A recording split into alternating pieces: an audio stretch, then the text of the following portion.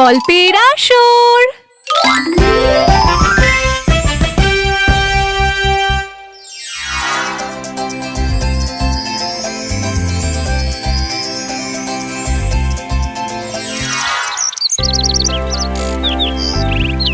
অনেকদিন আগে এক স্বামী আর স্ত্রী বাস করতেন।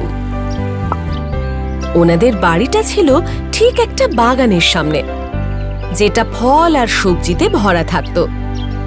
একদিন স্ত্রী দেখতে পেলেন বাগানে রূপাঞ্জল নামে একটা সবজি বড় হচ্ছে, যা খুবই সুস্বাদু। শুনছো? ওই দেখো, সামনের বাগানে কত বড় বড় রূপাঞ্জল ফুটে আছে। কি সুন্দর দেখাচ্ছে। আমাকে কয়েকটা এনে দেবে? স্বামী সেই কথা শুনে ভয় পেলেন, কারণ বাগানটা ছিল একটা ডাইনির। আসলে কি জানো, এই বাগানটা হলো একটা ডাইনির। আমার মনে হয় না ওখানে যাওয়াটা নিরাপদ হবে। ডাইনি যদি আমায় দেখে ফেলে, আমার ওপরে জাদু করবে। তারপর একদিন স্ত্রী অসুস্থ হয়ে পড়লেন। স্বামী তাকে যা যা খেতে দিলেন সে সবকিছুই প্রত্যাখ্যান করলেন, আর শুধুই রূপাঞ্জল খেতে চাইলেন। রূপাঞ্জল, ওগুলোই আমার খুব খেতে ইচ্ছে করছে। একমাত্র ওগুলো পেলেই আমি ভালো হয়ে উঠব। স্বামী তার স্ত্রীকে নিয়ে খুবই চিন্তায় পড়ে গেলেন। সেই দিন গভীর রাতে উনি মনে সাহস জোগালেন আর ডাইনির বাগানের ভিতর ঢুকে পড়লেন।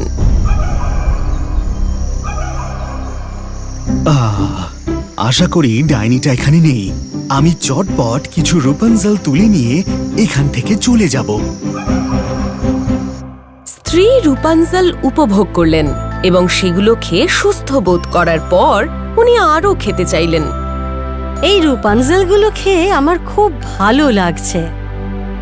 শোনো না, আমায় আরো কিছু এনে দাও না? স্বামী আরও রূপাঞ্জল আনতে ডাইনিটির বাগানে আবার গেলেন, কিন্তু তিনি ঘুরে দেখলেন যে ডাইনিটি তার পিছনেই দাঁড়িয়ে আছে, আর ডাইনিটি তাকে দেখে খুব রেগে গেছে। তুমি আমার রূপাঞ্জলগুলো চুরি করেছো। তুমি একটা চোর। আমি তোমার উপর জাদু করব আর তোমাকে পাথর বানিয়ে দেব। স্বামী তো ভয় পেয়ে গেলেন। তিনি ভয়ে কাঁপতে শুরু করলেন। আমার ভুল হয়ে গেছে আমার। দয়া করে আমায় শাস্তি দেবেন না। আমার স্ত্রী অসুস্থ, তার অসুস্থতার জন্যই আমি রূপাঞ্জল তুলে নিয়েছি। আপনি যা টাকা চান এর বদলে আমি দিয়ে দেব। আমি তোমার থেকে টাকা চাই না। তার বদলে কি চাই সেটা আমি তোমাকে বলছি। যখন তোমার স্ত্রী সুস্থ হয়ে উঠবে আর তার হবে বাচ্চা, আমি এসে এর বদলে তোমার বাচ্চাটাকে নিয়ে যাব।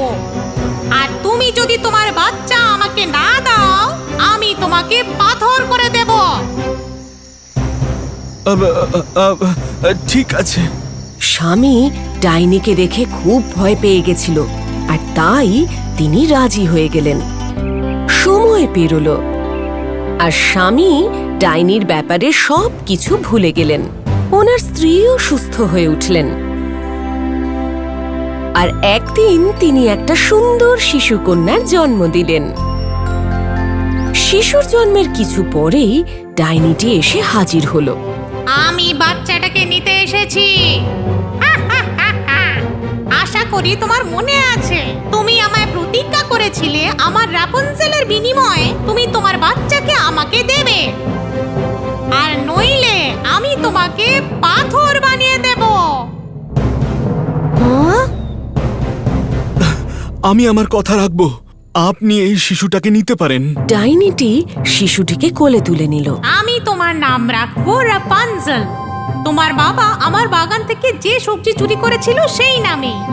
আর যখন তুমি বড় হবে, তুমি হবে আমার চাকর।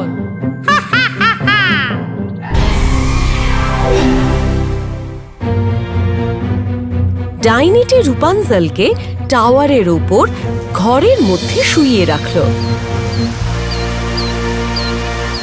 বছর কেটে গেল আর রূপাঞ্জল একটা সুন্দরী কিশোরী হয়ে উঠল। আর বেশ লম্বা ঘন সোনালি চুল ছিল তার। আর টাওয়ারের যেহেতু কোনো সিঁড়ি ছিল না, রূপাঞ্জল কখনোই পালাতে পারত না। সে ডাইনির জন্য রান্নাবান্না আর পরিষ্কারের কাজ করেই দিন কাটাতো। রূপাঞ্জল খুবই একা ছিল, কারণ তার সঙ্গে কথা বলার মতন কেউই ছিল না। তাই সে জানলার বাইরে তাকিয়ে থাকতো আর গান গাইতো, আর ভাবতো তার গান যদি কেউ শুনতে পায়। শুনছো কি তুমি আমার বন্ধু হবে, আমার একটা বন্ধু চাই, একটা বন্ধু।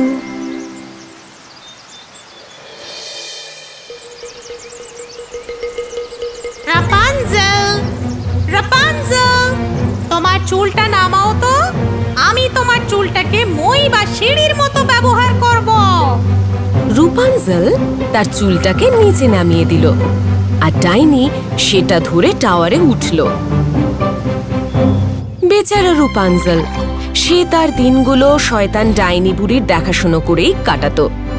প্রত্যেক দিন ডাইনিটি টাওয়ারে ফিরে এসে খাবার খেত এবং রূপাঞ্জলকে দিয়ে সব কাজ করাতো। একদিন এক দয়ালু এবং সুদর্শন রাজপুত্র টাওয়ারের পাশ দিয়ে যাচ্ছিলেন। তিনি রূপাঞ্জলকে জানলায়